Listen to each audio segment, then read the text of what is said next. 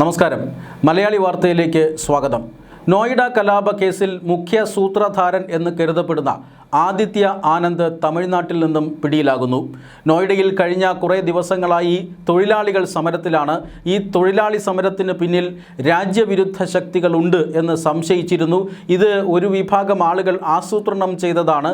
രാജ്യമെമ്പാടും ഇത്തരത്തിൽ തൊഴിലാളി സമരങ്ങൾ ഉണ്ടാക്കി കർഷക സമരത്തിന് സമാനമായ ഒരു അന്തരീക്ഷം സൃഷ്ടിക്കാനുള്ള ഗൂഢാലോചന നടന്നിട്ടുണ്ട് എന്ന് സംശയിച്ചിരുന്നു. ആ ഗൂഢാലോചനയുടെ മുഖ്യ സൂത്രധാരൻ എന്ന് കരുതപ്പെടുന്ന ആദിത്യ ആനന്ദിനെ കഴിഞ്ഞ കുറേ നാളുകളായി പോലീസ് അന്വേഷിച്ചു വരികയായിരുന്നു. ഉത്തർപ്രദേശ് പോലീസ് ആദിത്യ ആനന്ദിന് വേണ്ടി വലിയ രീതിയിലുള്ള അന്വേഷണം സംസ്ഥാനത്തെമ്പാടും നടത്തിയിരുന്നു. പക്ഷേ പോലീസിനെ വെട്ടിച്ച് ഇയാൾ സംസ്ഥാനം വിട്ടിരുന്നു. അതിന് തൊട്ടു പിന്നാലെ പല സംസ്ഥാനങ്ങളിലുമായി ഇതുമായി ബന്ധപ്പെട്ട അന്വേഷണം നടത്തിയിരുന്നു. ആദിത്യ എത്തുന്ന സംസ്ഥാനങ്ങളിലെല്ലാം പോലീസും പിന്നാലെ എത്തിയിരുന്നു. ആദിത്യയ്ക്ക് വേണ്ടി കഴിഞ്ഞ കുറേ ദിവസങ്ങളായി വല വിരിച്ച് കാത്തിരിക്കുകയായിരുന്നു പോലീസ്.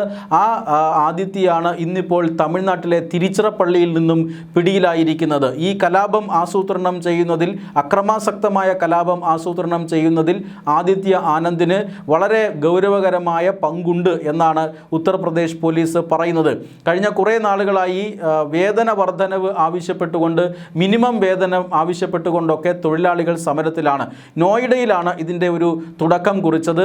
നോയിഡയിൽ തുടങ്ങിയ സമരം മറ്റ് സംസ്ഥാനങ്ങളിലേക്ക് വ്യാപിക്കുകയായിരുന്നു. അതായത് കർഷക സമരത്തിൻ്റെ മാതൃകയിൽ ഇത് ഹരിയാനയിലേക്കും അതുപോലെ തന്നെ രാജസ്ഥാനിലേക്കും മഹാരാഷ്ട്രയിലേക്കും മധ്യപ്രദേശിലേക്കുമൊക്കെ ഈ തൊഴിലാളി സമരം വ്യാപിക്കുന്നു. ഇതിന് പിന്നിൽ ചില സംഘങ്ങൾ പ്രവർത്തിക്കുന്നുണ്ട്. തൊഴിലാളികളെ തെറ്റിദ്ധരിപ്പിച്ച് അവരെ സമരത്തിലേക്ക് എത്തിച്ച് ചില അക്രമാസക്തരാക്കാൻ വേണ്ടി കലാപാഹ്വാനം നൽകാനായി ഒരു ഗൂഢസംഘം പ്രവർത്തിക്കുന്നുണ്ട് എന്ന് പോലീസിന് നേരത്തെ തന്നെ വിവരം ലഭിച്ചിരുന്നു. അതുകൊണ്ട് തന്നെ ഇവരുടെ സമരത്തെ കൃത്യമായി അഡ്രസ്സ് ചെയ്യാൻ ചില സംസ്ഥാന സർക്കാരുകൾ ശ്രമിച്ചിരുന്നു. ഉദാഹരണത്തിന് ഇപ്പോൾ യുപിയിലെ സംസ്ഥാന സർക്കാർ നോയിഡയിൽ നടക്കുന്ന സമരം, ആ സമരത്തിൻ്റെ തൊഴിലാളികളുടെ ആവശ്യം എന്താണ്, അവരുടെ പ്രശ്നങ്ങൾ എന്താണ് എന്ന് പഠിക്കാനും അവരെ കേൾക്കാനും ആ പ്രശ്നത്തിന് പരിഹാരമുണ്ടാക്കാനും ഒരു ഉന്നതതല സമിതിയെ തന്നെ ഉത്തർപ്രദേശ് സർക്കാർ നിയമിച്ചു. അങ്ങനെ ഈ തൊഴിലാളി സമരത്തെ കൃത്യമായി തന്നെ ഈ സർക്കാരുകൾ അഡ്രസ്സ് ചെയ്തിട്ടുണ്ട്.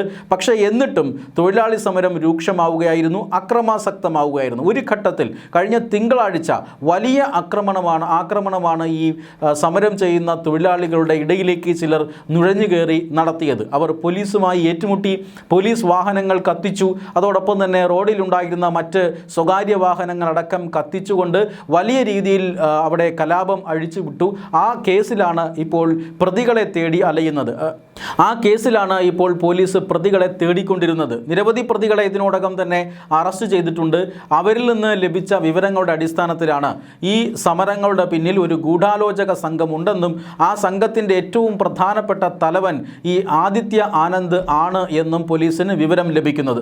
അതിനെ തുടർന്നാണ് പോലീസ് ആദിത്യയ്ക്ക് വേണ്ടിയിട്ടുള്ള തിരച്ചിൽ ശക്തമാക്കുന്നതും ഇപ്പോൾ തമിഴ്നാട്ടിൽ നിന്ന് പിടിയിലാകുന്നതും. നേരത്തെ നോയിഡ സമരത്തിൽ പങ്കെടുക്കുന്ന തൊഴിലാളികളെ അഭിസംബോധന ചെയ്യാൻ എന്ന പേരിൽ CPM നേതാക്കളായ MA ബേബിയും AA റഹീമും നോയിഡയിലെത്തിയിരുന്നു. പക്ഷേ തൊഴിലാളി സമരം നടക്കുന്ന സ്ഥലത്തേക്ക് ഇവരെ കടത്തിവിടാൻ പോലീസ് തയ്യാറായില്ല. തുടർന്ന് ഇവർ അവിടെ ഒരു തരത്തിൽ പ്രതിഷേധിക്കുന്നതും പോലീസുമായി വാക്കേറ്റം നടക്കുന്നതുമൊക്കെ നമ്മൾ കണ്ടതാണ്. MA ബേബിക്ക് താൻ കമ്മ്യൂണിസ്റ്റ് പാർട്ടിയുടെ ദേശീയ ജനറൽ സെക്രട്ടറിയാണ് എന്ന് സ്വയം പരിചയപ്പെടുത്തേണ്ടി വന്നു. എന്നിട്ട് പോലും പോലീസ് ഈ സാഹചര്യത്തിലേക്ക്, അല്ലെങ്കിൽ ഈ തൊഴിലാളികളുടെ സമരം നടക്കുന്ന സ്ഥലത്തേക്ക് നേതാക്കളെ കടത്തിവിട്ടിരുന്നില്ല. ഇതിൻ്റെ ഏറ്റവും പ്രധാനപ്പെട്ട കാരണം എന്ന് പറയുന്നത് സമരത്തിന് പിന്നിൽ ഇത്തരത്തിലുള്ള ചില ദേശവിരുദ്ധ ശക്തികളുണ്ട് എന്ന് പോലീസിന് വിവരം ലഭിച്ചതുകൊണ്ടാണ്.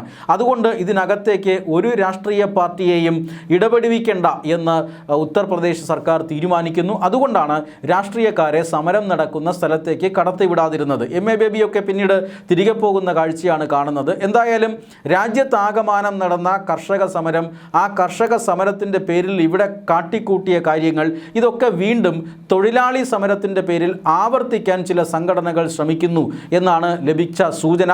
ആ സൂചനയുടെ അടിസ്ഥാനത്തിലാണ് പോലീസ് അന്വേഷണം കാര്യക്ഷമമാക്കിയതും ഇത്രയധികം ആളുകളെ അറസ്റ്റ് ചെയ്യുന്നതും. ഈ പറയുന്ന തൊഴിലാളി സമരം രാജ്യത്തിൻ്റെ ഓരോ മേഖലയിലും എത്തിക്കാനുള്ള ശ്രമങ്ങൾ നടന്നിരുന്നു. ഏതെങ്കിലും ഒന്നോ രണ്ടോ മേഖലയിലുള്ള തൊഴിലാളികളല്ല, മറിച്ച് ഈ ഓട്ടോമൊബൈൽ തൊഴിലാളികൾ, പാചക തൊഴിലാളികൾ, വീട്ടുജോലിക്കാർ എന്നിങ്ങനെ പ്രധാനപ്പെട്ട അടിസ്ഥാന വർഗം തൊഴിൽ ചെയ്യുന്ന എല്ലാ മേഖലയിലേക്കും സമരം വ്യാപിപ്പിക്കാനുള്ള ശ്രമം നടന്നിരുന്നു. ഉത്തർപ്രദേശിൽ നിന്നും പതിയെ ഹരിയാനയിലേക്കും അവിടെ നിന്ന് രാജസ്ഥാനിലേക്കും പിന്നീട് മഹാരാഷ്ട്രയിലേക്കുമൊക്കെ ഈ സമരം നീട്ടുന്നത് നമ്മൾ കണ്ടു. മഹാരാഷ്ട്രയിൽ വീട്ടുജോലിക്കാർ സമരം ചെയ്യുന്നു. ഹരിയാനയിൽ ഓട്ടോമൊബൈൽ രംഗത്ത് തൊഴിലെടുക്കുന്ന വളരെ പ്രധാനപ്പെട്ട മേഖലയിൽ തൊഴിലെടുക്കുന്ന തൊഴിലാളികൾ സമരത്തിലേക്ക് വരുന്നു.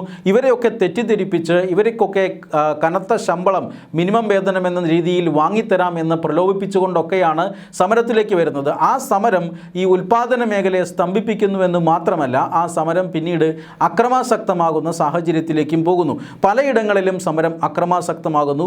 ആ അക്രമത്തിൻ്റെ രീതി, ഈ വാഹനങ്ങൾ കൂട്ടിയിട്ട് കത്തിക്കുക പോലെയുള്ള രീതികൾ പരിഗണിക്കുമ്പോഴാണ് ഇതിന് പിന്നിൽ മറ്റേതെങ്കിലും ഗൂഢാലോചനയുണ്ടോ എന്ന് പോലീസിന് സംശയമുണ്ടാകുന്നതും അന്വേഷണത്തിൽ അങ്ങനെ ഒരു ഗൂഢസംഘം ഉണ്ട് എന്ന് കണ്ടെത്തുന്നതും. അതിൻ്റെ ഭാഗമായിട്ടാണ് അന്വേഷണം നടന്നത്. ഈ തൊഴിലാളി സമരത്തെ രാഷ്ട്രീയമായി മുതലെടുക്കാൻ CPM അടക്കമുള്ള രാഷ്ട്രീയ പാർട്ടികളും ശ്രമിച്ചിരുന്നു എന്നുള്ളതിൻ്റെ തെളിവാണ് MA ബേബിയുടെ സന്ദർശനം. MA ബേബി ആ തൊഴിലാളികൾ, സമരം ചെയ്യുന്ന തൊഴിലാളികളുടെ ആവശ്യം ന്യായമാണെന്നും ആ തൊഴിലാളികൾക്ക് തങ്ങളുടെ ഐക്യദാർഢ്യം അറിയിക്കണമെന്നുമൊക്കെ ആവശ്യപ്പെട്ടുകൊണ്ടാണ് നോയിഡയിലേക്ക് എത്തുന്നത്. പക്ഷേ ഉത്തർപ്രദേശ് സർക്കാർ തടയുന്നു. ഇപ്പോഴിതാ മുഖ്യ സൂത്രധാരനെയും കണ്ടുകിട്ടിയിരിക്കുന്നു. ആദിത്യ ഇനി ഇപ്പോൾ ചോദ്യം ചെയ്തുകൊണ്ടിരിക്കുകയാണ്. ഉത്തർപ്രദേശിന് പോലീസിന് നിർണായകമായ വിവരങ്ങൾ ആദിത്യയുടെ മറ്റ് സംഘാംഗങ്ങളിൽ നിന്ന് ലഭിച്ചിരുന്നു. അതിൻ്റെ അടിസ്ഥാനത്തിലാണ് ആദിത്യയെ പിന്തുടർന്നത്. നോയിഡയിലുണ്ടായിരുന്ന ആദിത്യ പോലീസിൻ്റെ ഈ പരിശോധന ഭയന്ന് രാജ്യം മുഴുവൻ ഓടുകയായിരുന്നു. അങ്ങനെയാണ് ഏറ്റവും ഒടുവിലായി തമിഴ്നാട്ടിൽ നിന്നും പിടിയിലായത്.